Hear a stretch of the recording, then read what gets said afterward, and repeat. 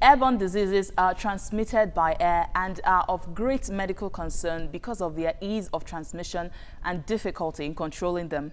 These diseases affect humans and animals as well and have the ability to spread globally and cause pandemics. What are these diseases? How can we prevent them? Joining us on the show to discuss this is Dr. John Kome. Welcome to the show. Good morning. Good morning. To give us your view, you can call us on 070-8066-8014 or tweet to us at YourViewTVC or post a comment on our Facebook page. That's Facebook.com/YourView on TVC. Or you can send us an email at yourview@tvcontinental.tv. So, Dr. Kome, good morning once again. Now, we are looking at airborne diseases, which is one of the communicable diseases. Let's start from communicable diseases and then we come down there. What are communicable diseases? Thank you so much. I want to say Happy New Year to all the viewers. Well, I would love to talk about communicable diseases, whereas airborne disease is one of those communicable diseases. Airborne diseases, like you said, are those diseases that one can be infected with by the air, through the air. And in this time of the season of the year, although we have rains, early rain, but I think January, February, March, we may be having, sunny and hazy period. And this is the time that the wind blows the air here and there. And a lot of people in the community or in the society begin to get infected with these airborne diseases, especially the one that is common now, tuberculosis. So just yesterday, I was able to talk to so many people who were infected by tuberculosis.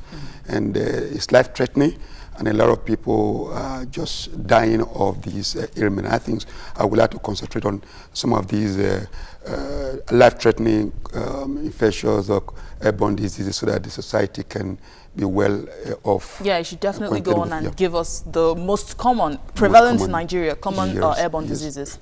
Well, like I said, tuberculosis diseases, or normally or generally called TB, or consumption. The Bible calls it consumption. This is a disease that affects different parts of the body, especially the pulmonary tuberculosis that affect the lungs. I know it's the lung we use in breathing or bringing in air.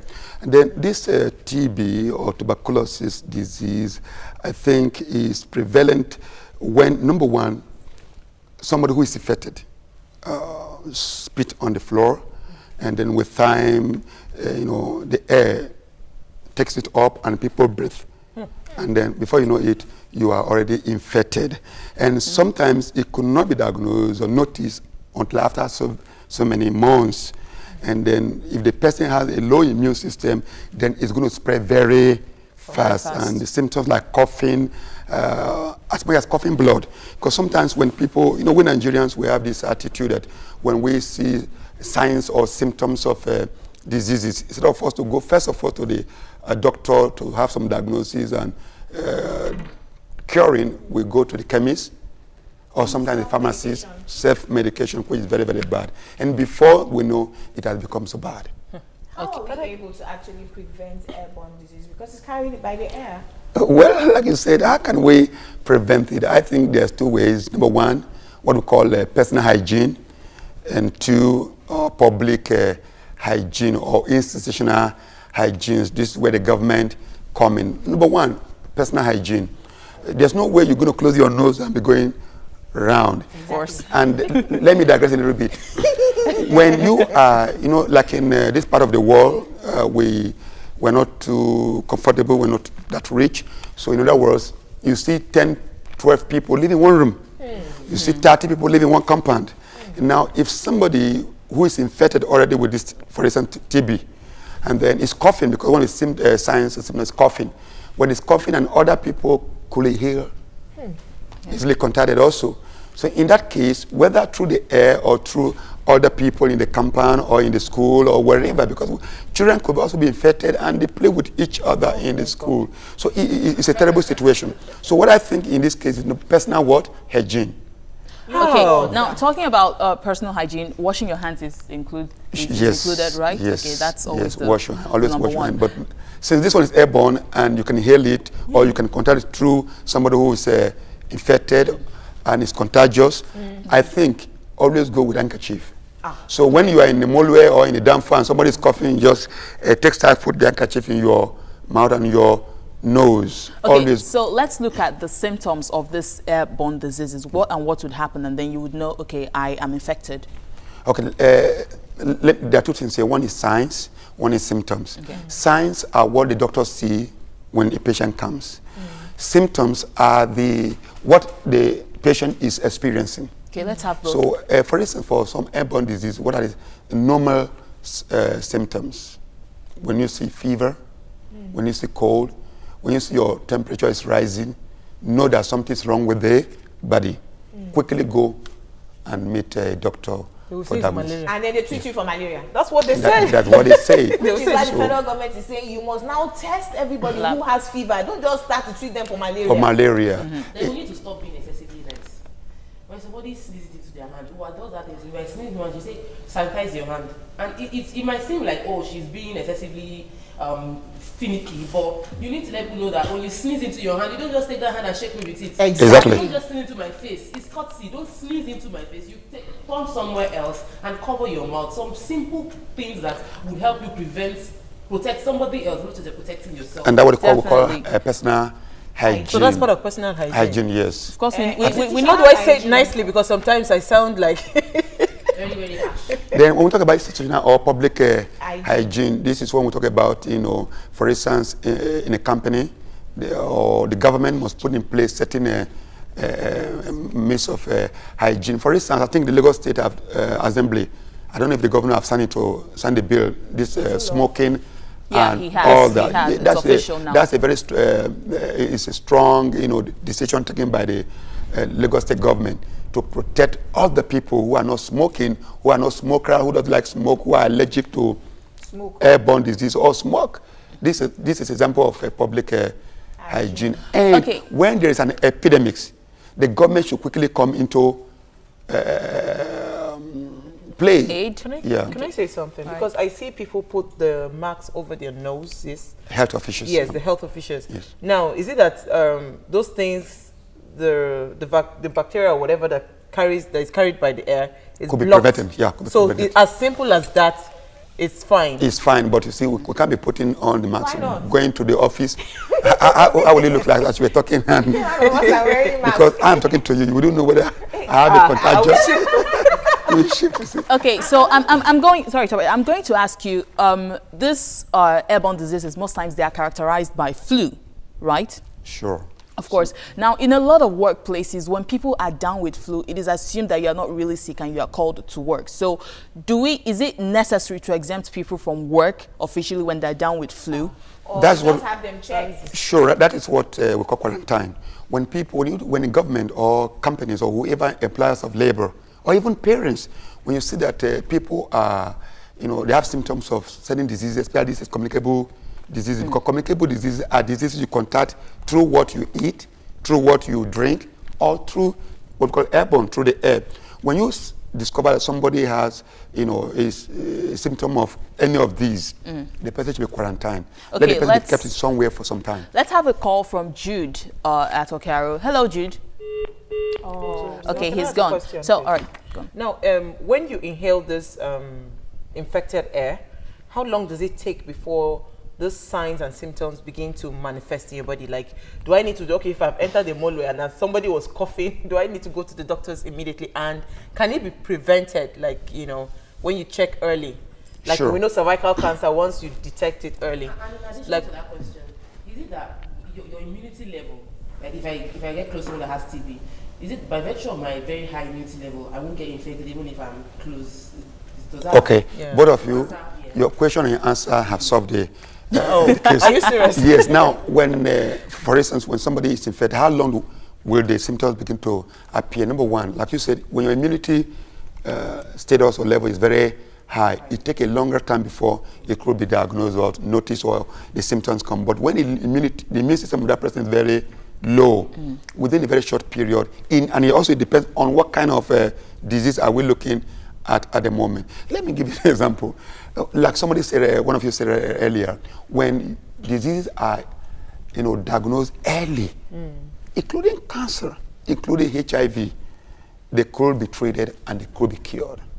Okay. Early detection could go a long way, either to be cured or to elongate the life of the person. Okay, Jude is back on the line. Hello, Jude. Yeah. Thanks for calling back. Good morning. Let's have your view. Now, I just want to ask Dr. John to emphasize on the symptom and the signs of these airborne diseases. Yeah, okay. Mr. Jude. Thank you, Mr. Jude. I think that, number one, like we say, airborne diseases, they come in different forms. And let me say this, like I said earlier on, we would like to emphasize more on communicable diseases because these are the airborne diseases. We talk about tuberculosis, there are things like chickenpox, there are things like polio, meningitis, there are things like leprosy and all that. And let me just say this, communicable diseases are contagious and they are infectious. But contagious and infectious diseases are not communicable diseases. So now when you discover that some of these airborne diseases, like I say, polio, meningitis, measles, chickenpox, or tuberculosis, or leprosy, you see some of the signs. Number one, cold, fever, coughing.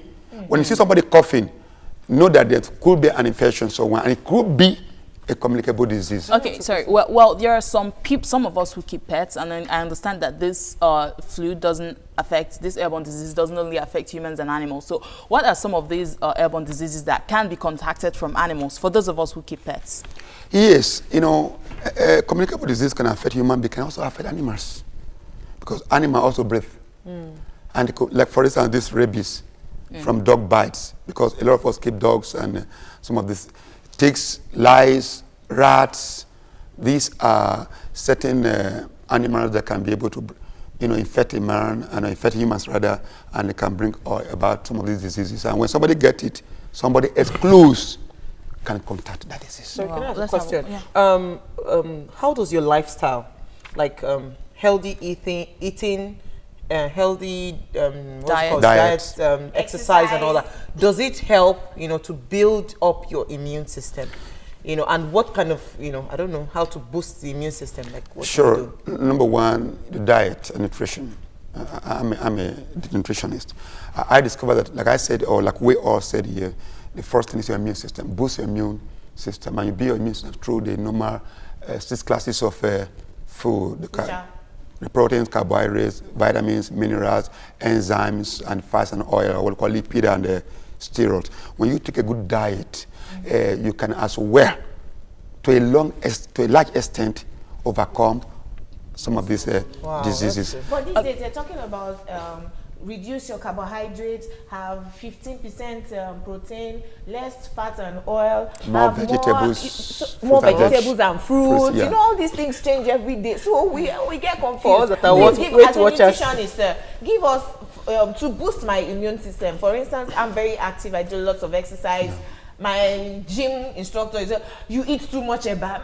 If I don't eat eba, how will I come on the treadmill and do this exercise? So just give us like percentage of how much rice or eba, stroke percentage of meat to boost your immune. How can it be balanced? Okay, before you answer that question, let's have Shola from Ipaja. Hello, Shola. Good morning. Good morning. How are you? Uwa, you just coughed. Everybody go for test. And in respect to the first discussion about the kidney thing, any man who does for sorry. I'm sure you wanted to support me. Yeah, anyway. Mr. Well, don't worry, there's no communicable disease in your kidney anyway. But if you give one out, no problem, the other one can sustain you if you take good diet. Yes. Healthy diet. Healthy diet. Yes, right. Now you said about a bar. What quantity of a bar should you take? Let your husband decide that. Then, but I think your gym instructor should know that taking a bath is not probably bad because carbohydrates gives you energy. And like you say, you need energy to run in the treadmill. Else, if there's not much energy, you collapse. And that's another problem. But you see, like you said today they say take more protein. Today they say no. The fact is we have a food pyramid. Okay. And the food pyramid given by the World Health Organization say take much of fruits and vegetables.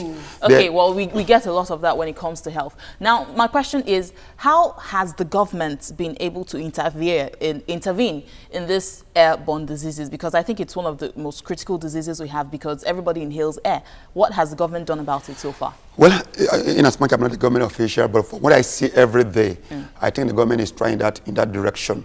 Both federal government and state government. For instance, in the northern part of the country, it's usually very dry and hazy, and there the air is also a desert area, so the air blows, and also because of the kind of people living there, their level of literacy and all that, when their immune system is very low because also of their diet. So when they contract these airborne diseases, once it is reported, because airborne diseases should be reported immediately. We said they are reportable diseases. When they report this disease immediately, you see that the government quickly, the government go into action to make sure that they begin to, the epidemics, they should be controlled by the government immediately. And while the government is coming in, let people go on personal hygiene. Okay, let's have our last caller from Ikeja. That's Buki. Hi, Buki.